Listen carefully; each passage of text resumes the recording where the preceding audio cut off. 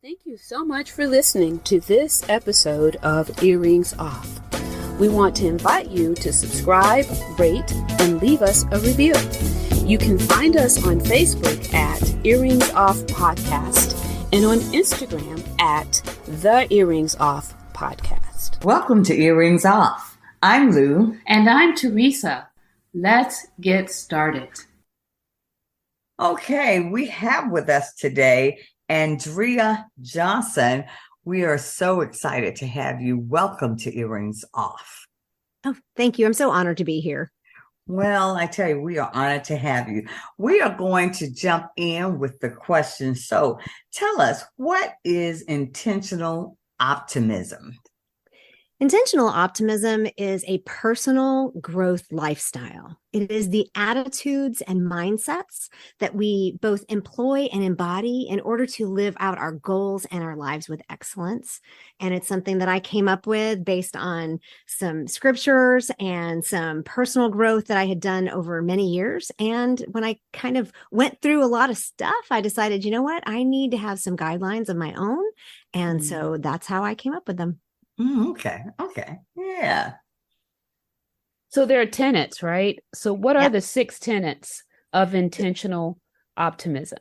So it started out as a big brain dump. You know how that goes when you start writing things. And this started right after my mother died back in 2017. I was 50 and I said, you know what, this is when I can't do the rest of my life the way I've been doing it.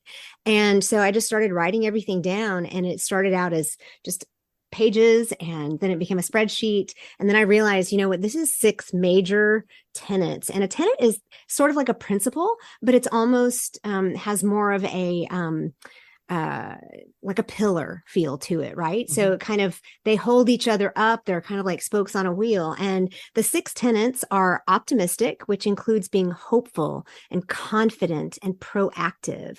The second is present, which includes having a sense of wonder. And by that, I mean not childlike wonder, but grown-up wonder. When we know, the more we know, I think the more wonder we should have, to be honest. And then being generous and kind and open, all of that is part of being present. The third is energetic, and that includes having an industrious nature, always having something going and moving towards the next thing, a sense of excitement and joy and being life focused. The fourth is courageous, and that is the leadership portion of intentional optimism. It's being willing to be that lead goose out there, even though it means that you're the one that's going to catch all the wind. Yeah. And having a sense of adventure and a resiliency, that's all part of being courageous. The fifth is wise, and that is part of that is being understanding, seeing that you don't have the only perspective, knowing that that wisdom comes from all places, and you can find and you can learn anywhere. And then it has the second piece of wisdom is being wise with your words, understanding that they need to be careful, that they need to be curious, and that they need to be encouraging.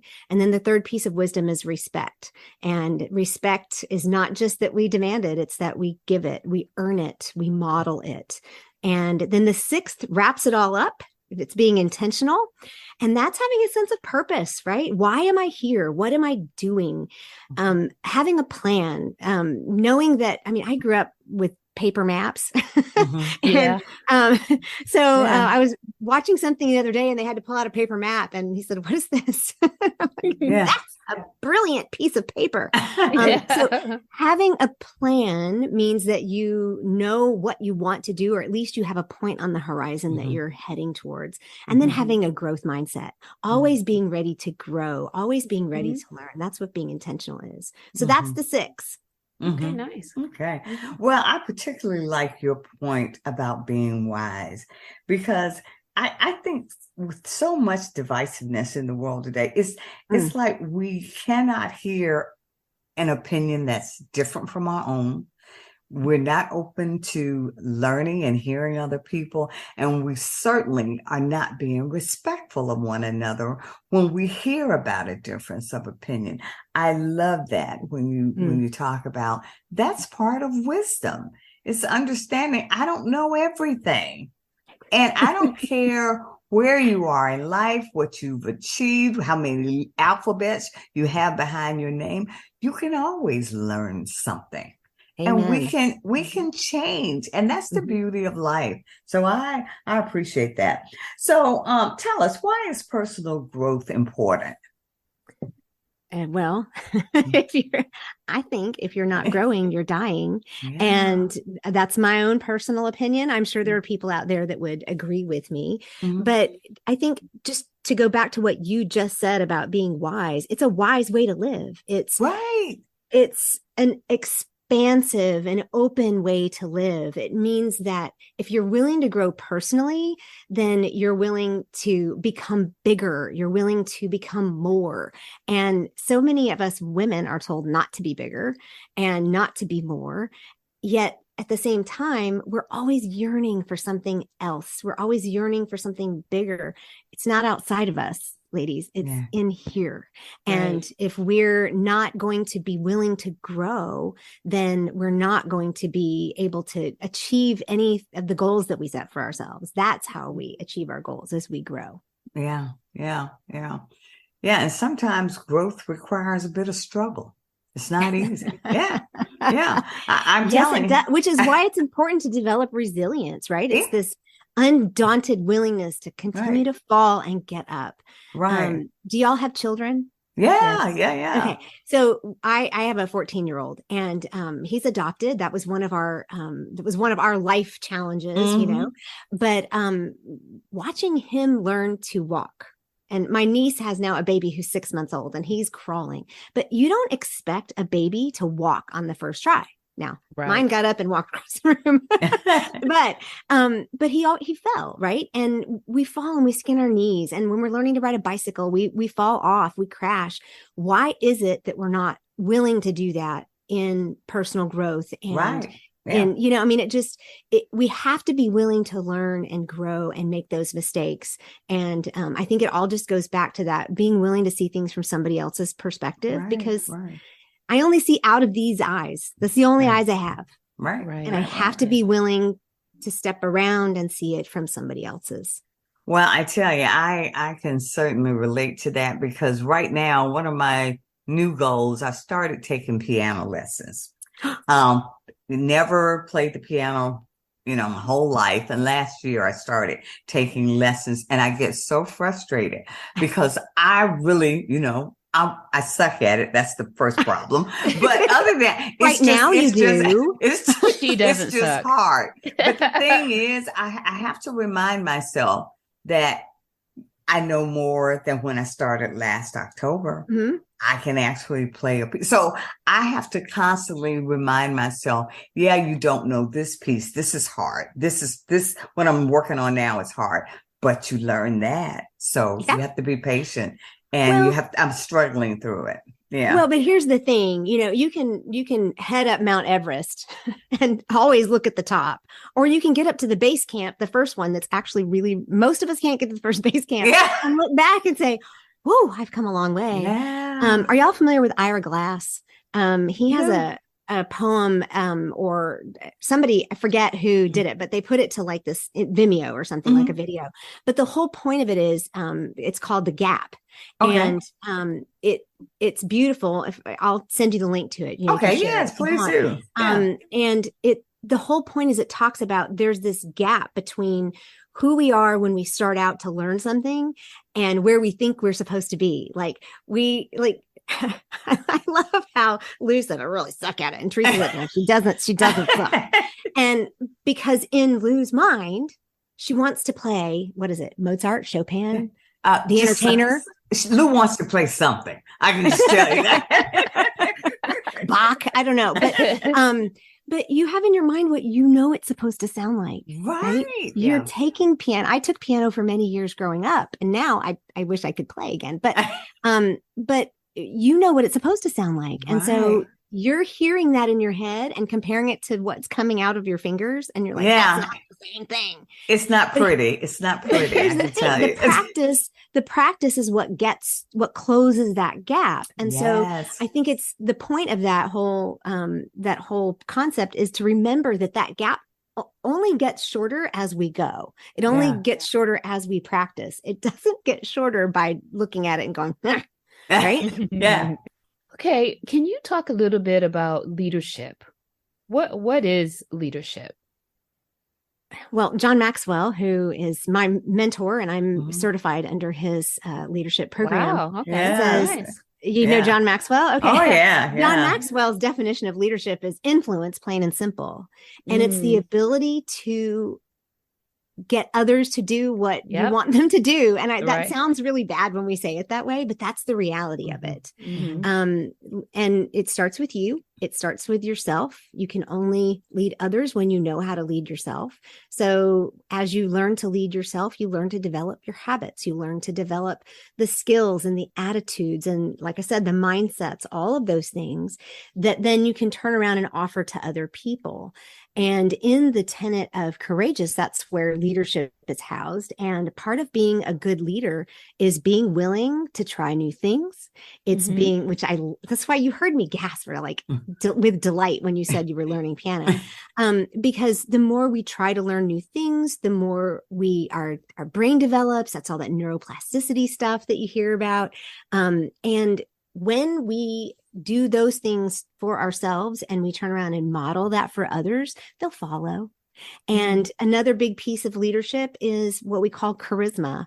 And no, not a used car salesman kind of charisma. The more of what I would say is what grace, right? Audrey Hepburn and, that kind of grace where people, when you show that you care about others, they're drawn to you. And that is a servant leader. We like to say, I'm a servant leader, but the reality is you have to be willing to do that adventure, to step up there and to be that, like I said, lead goose, or the first horse in the race. They're the ones that don't have the mud on their face. Right. But I think that's part of being a leader is you just have to be willing to step up. You have to be willing to use the skills and the abilities that you have. And I made an allusion earlier. I'm 56 and, I just never thought of myself as somebody who was wise. And I mean, I always knew I liked to be in front of people. I'm an entertainer. But I didn't ever think of myself as really a leader. And it wasn't until I hit 50 and said, wait a minute, people are coming to me. People are asking me about things because I worked for 23 years in the university medical system. I worked for Johns Hopkins and then I worked for the University of Virginia and I managed a lot of people. And I had doctors who would come sit in my office and ask my opinion and talk to me and ask for advice. And one day it kind of dawned on me, they're asking for my advice. They're asking for my opinion and being willing to take that and share it with others. That's also part of leadership. Absolutely. Yeah. So then when you're saying that, it makes me think about women, how we sometimes are actually conducting ourselves as leaders, but not seeing ourselves as leaders, because we sort of shy away from, that role or that title. But why are women uniquely qualified to be leaders? Because that's how God made us. Here. The end, mic drop. Let me tell you, when y'all reached out and I looked at the title of your podcast, and then I went and read why it was titled that, I said, I need to know these ladies because they serious. And part of what makes women uniquely qualified to lead is the fact that we have the nurturing ability to make us those charismatic servant leaders. We're not as driven by ego. I mean, I've interviewed a lot of women as well, and several of them have been financial planners. And one of them shocked me when she said, women are much better investors than men. And I said, why? And she said, because we're not emotionally tied to winning. And I think that's why we're better leaders. We're not technically and traditionally, women are not emotionally tied to the winning. That's kind of a male ego kind of thing. Right. And so therefore women are more team oriented.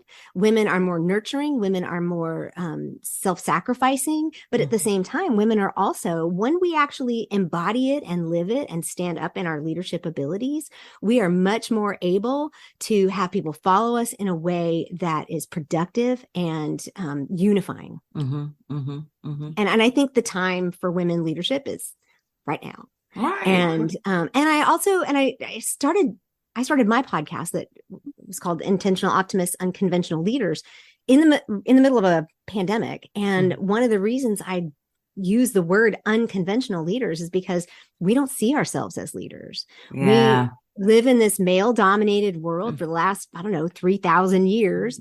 And we're told that in order to be a leader, you have to look, sound, act, whatever, a certain way.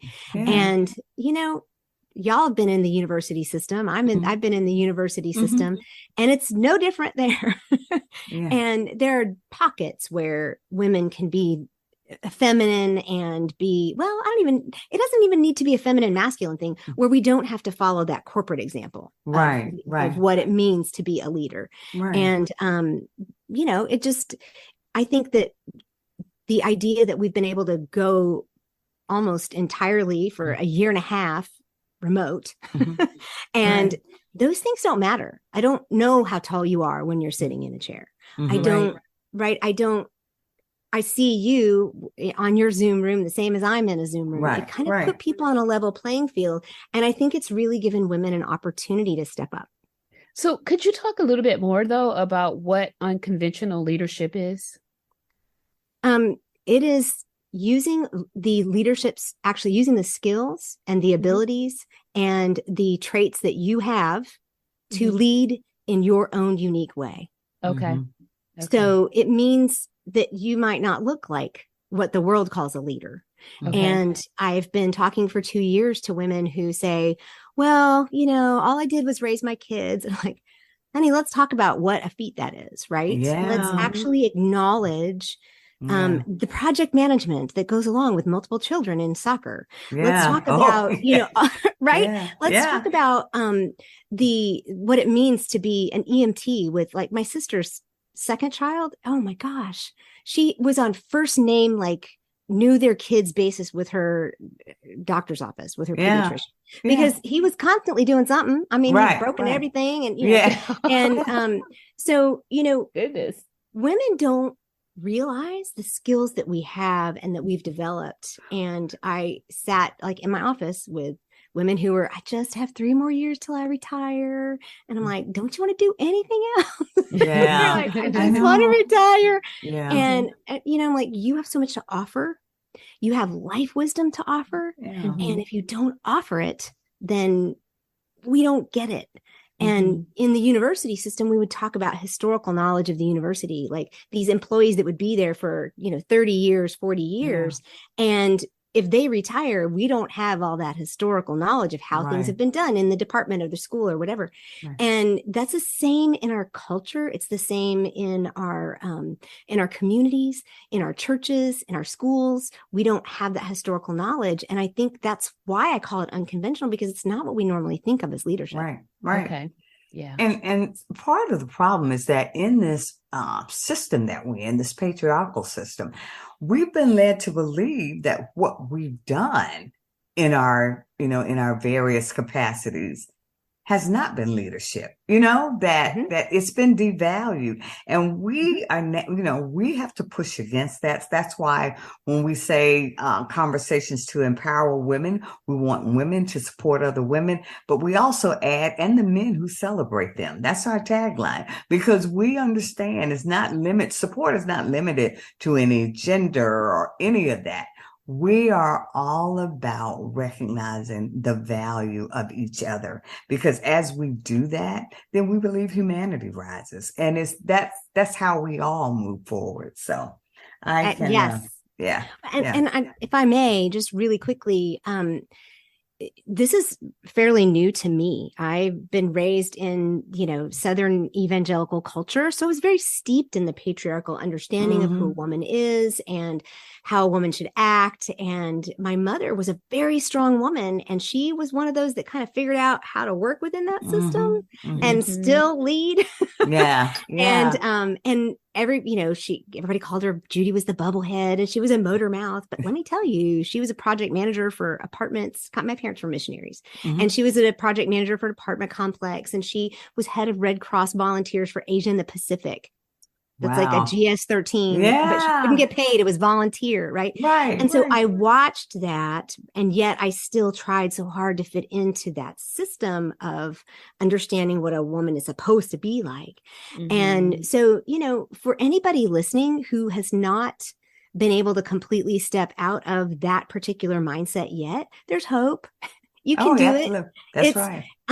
It is a hard journey because it will challenge when you talk about pushing back, just pushing back in your own mind will challenge everything. Oh my goodness. Challenge everything I've been taught. It's true. Yeah. I've cried many tears. Yeah. I have raged. I have thrown trash cans across the yard because when you figure out how you've been and allowed yourself, right? For me, I allowed myself to be held down, right? I allowed myself to be in that system, but being able to find other women who want to link arms rather than push each other down. Right. Find other women who want to lift each other up.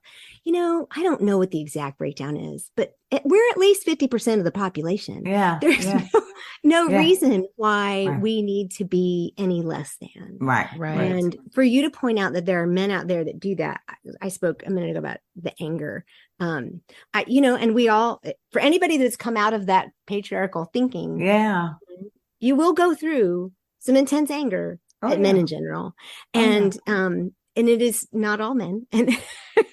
And coming out of that, being able to recognize and see how many men are really supportive. I just was in CVS the other day and they've now got a sign up that said, a razor's a razor's a razor, no more pink tax. And I said, oh my gosh, I didn't even know what that was. Yeah. Right? So I love empowering conversations. I love lifting other women up and I'm here for it. So Good are stuff. we. Yeah. So how can I become an intentional optimist? Well, as I said earlier, they are mindsets and attitudes. And I do have like a little free handout, the 2-pager that kind of gives you a breakdown of each tenet. In January of 23, I'm coming out with a course that will give you all of that. Wow. Okay. So it's all 6 of the tenets broken out into modules. And so you can do that. But I do have a podcast that will give you information. And then, of course, I have website and Instagram and Facebook and LinkedIn and YouTube. So I have lots of places to follow, but part of it is just deciding that you want to live differently. And that's why I call it a personal growth lifestyle. It is not, I thought it was maybe a philosophy. Well, you don't do anything with a philosophy. And then I thought it was a plan, and it's like, nah, it's not really a plan because it's different for everybody. Some people automatically fall into that wisdom with no problem. Some people fall into courage with no problem. The point is to get it all in there like a wheel, and so that your wheel rolls well, right? Yeah. So that is the best way, is to just decide I want to live this and then take the tenets and run with them. So what struggles in your life resulted in your personal growth? Where I start? And I think we all have that. And, when I first started telling my story, I didn't realize that I really had struggles, because to me, they're just my life. Right. And I think that's another thing that women need to hear too. But big struggles for me was my weight. I was a chubby kid and struggled with that all the way through my 20s into my 30s. And eventually I had gastric bypass surgery. I weighed 310 pounds, and that was 17 years ago. Wow. So my weight and consequently my body image and my self-image, 17 years ago, and I'm still walking past mirrors going, is that who's that? But so that was one big piece. Mm-hmm. My mother was diagnosed with lupus and then breast cancer. And so that was a challenge for us. It was also a catalyst for me to actually have gastric bypass surgery, because I know that obesity is an indicator for different types of cancer. And we lost her in 2017. But I don't know that it was related to my weight, but I went into menopause at 37. So I was married 14 years before our son came along, and God brought him to us through independent adoption. That let me tell you, it's not for the faint of heart. And adoption is probably the most beautiful expression of God's grace for me, and understanding how that works. It helped me have a beautiful vision of the generosity of humanity for a young woman to give me her child. If anything will humble you, they say parenting will humble you, but just try parenting a child that someone gave you. That will humble you. So those three things, I think, overcoming my weight issues, and losing my mother in 2017 after a long bout with breast cancer and infertility resulting in adoption. Those are some big. And I'm also a pastor's wife. That is not benign. Definitely add that in there. And it's like, we love people, but I've been through church splits, that kind of stuff. So, and I'm a missionary kid, so I've seen it all. But I think that kind of just informs what I call my grown-up wonder. It's like, I marvel at the beauty and the goodness that I find, and I want to find beauty everywhere. And I think that's what fuels it all. That's wonderful. Well, again, thank you so much for being here with us today. We've enjoyed this conversation, and please, if you have any last words or bits of advice for our audience, we would love to hear from you about that now. And please share all of your contact information as well. Sure. I will tell you that no matter who's listening, you are a leader. Every single woman out there is a leader. If you're leading your children, if you're leading the church choir, if you are leading from a school desk, if you are leading from the vice presidency, you are a leader, and leadership is unique to you. Every woman is a leader in her own unique way. And that's why we call them unconventional. And please do reach out to me. You can find me at my website, theintentionaloptimist.com. I have a links page there, but I have a Facebook, and it's Andrea Johnson or The Intentional Optimist on everything. So it's unique. So you can find it. And so I'm on LinkedIn, I'm on Facebook, I'm on Instagram, I'm on YouTube. I'm even on TikTok. So, so come find me. And I have a podcast, Intentional Optimists. So you can follow that and hear some great interviews. We're on episode, I think, 115. Wow. Okay. So there's plenty out there. There are plenty of places. Come find me and say hi. I'm always happy to make new friends. Oh, absolutely. Well, again, thank you so much for joining us. And we wish you all the best here from Earrings Off. Take good care. Thank you.